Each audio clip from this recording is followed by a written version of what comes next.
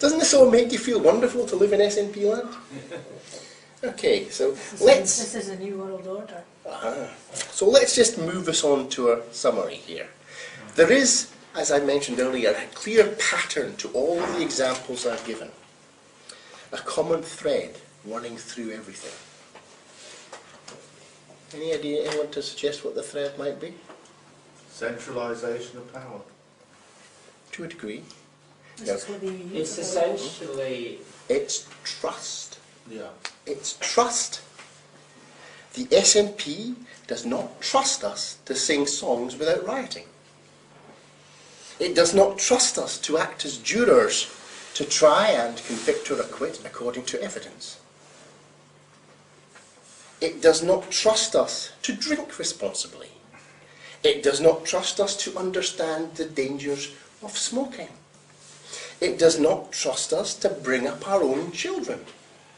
The SNP does not trust us with our own property, for God's sake. It does not even trust us to be who we say we are.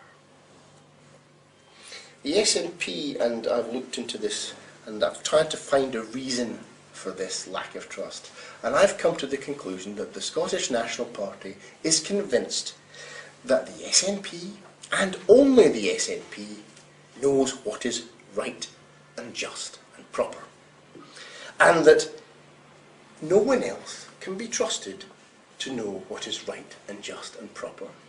Which is why they're now pushing for a second independence referendum. So, the Scottish National Party, in order to impose what is right and just and proper on all the rest of us, is systematically salami slicing and dismantling our rights and our liberties. They're banning and they're legislating, taxing us, numbering us, spying on us. See, the people of Scotland didn't swallow the SNP's propaganda. In September last year, the people of Scotland said no. The people of Scotland wanted to stay in the Union. So the people of Scotland must be punished. They'll keep giving a referendum until they get the answer they want. And, yeah, to do that, to punish us, to ensure that what is right and proper in the SNP thought, they have centralised the police force.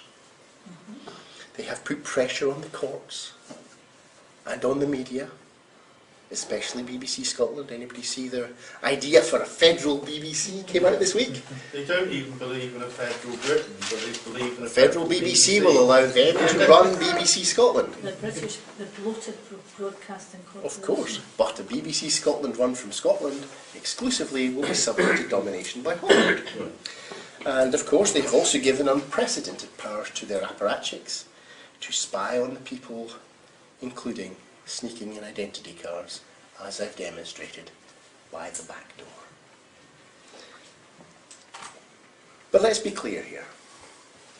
We are not living in a police state. We're not living in a fascist state. We are not living under the jackboot of totalitarianism. Yet.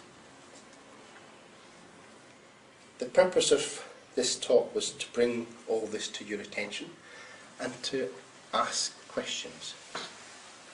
What do we do about it? What now? Ladies and gentlemen, the floor is yours.